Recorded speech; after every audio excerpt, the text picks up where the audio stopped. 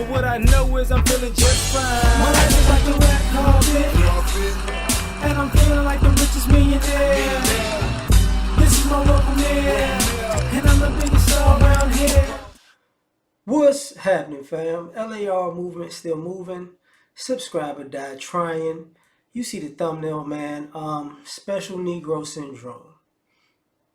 So, inspired, I was on a panel with Dana today, and one of the brothers said something, and it inspired me to think about this.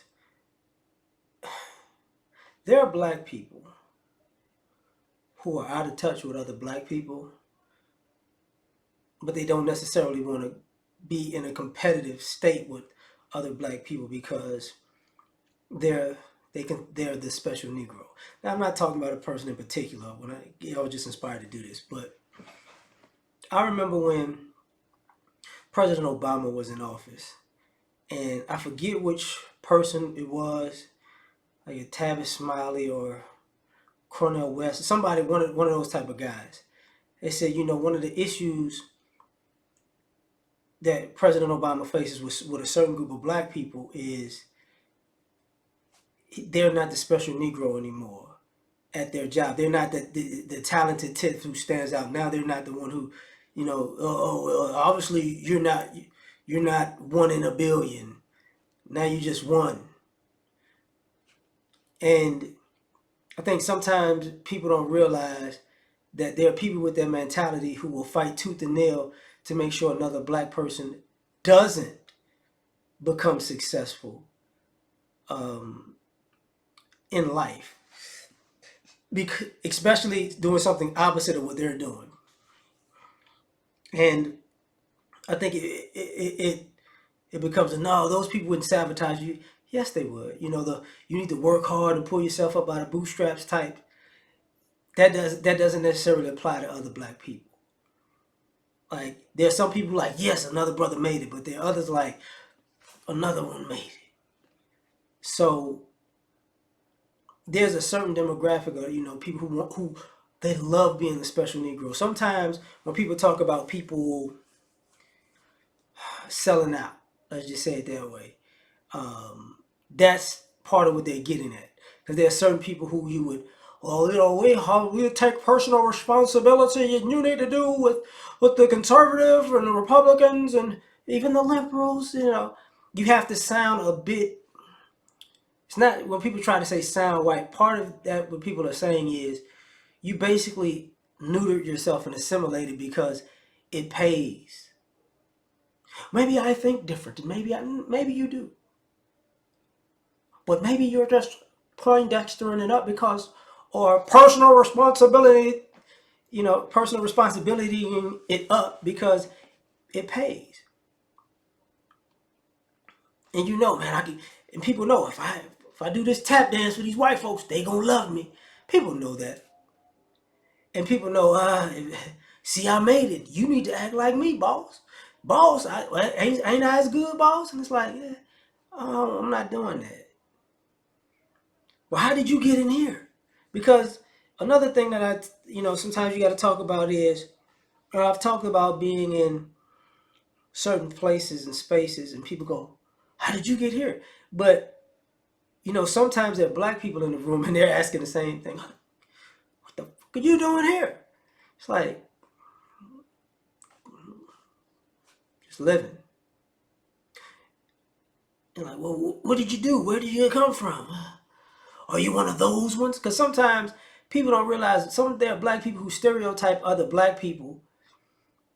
When you approach somebody like they're dumb, or you're smarter than them, you don't even know them. When you approach somebody like, they're violent, and you don't even know them, because you see that all the time. Where I make that face because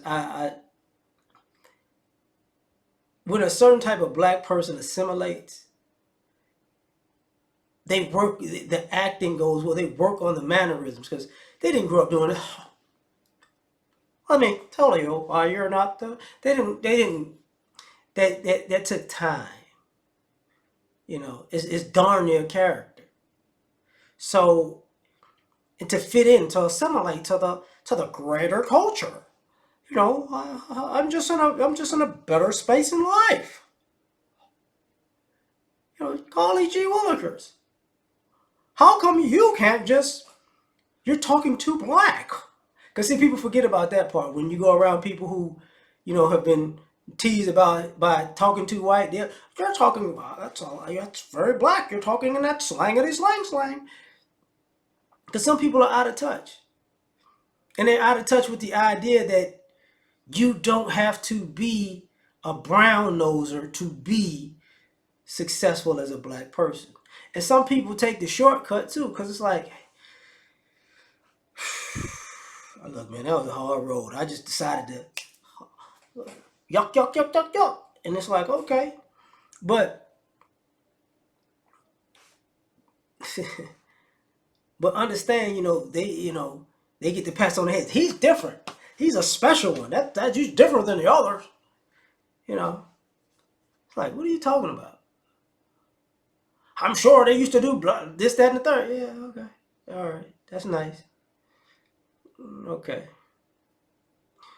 And because sometimes people have to get that into their thought process that maybe, just maybe, there are people in the world who don't like the idea that a black man or woman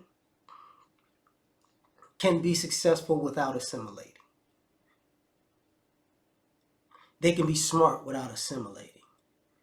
They can be, innovative without assimilating. It's like, how? You know.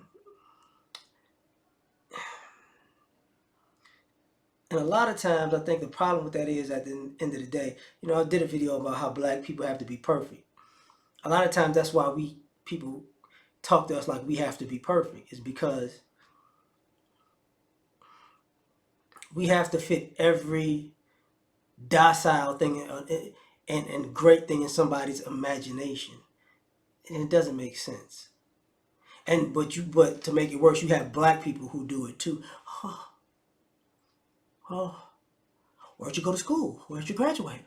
What city did you come from? What neighborhood did you come from? What family did you come from? Do you belong? Because you might not belong, You're from the wrong side of the tracks. And there are people who are from the wrong side of the tracks who became the special Negro, and now you're from the wrong side of the tracks to them. It's weird, but it exists nonetheless.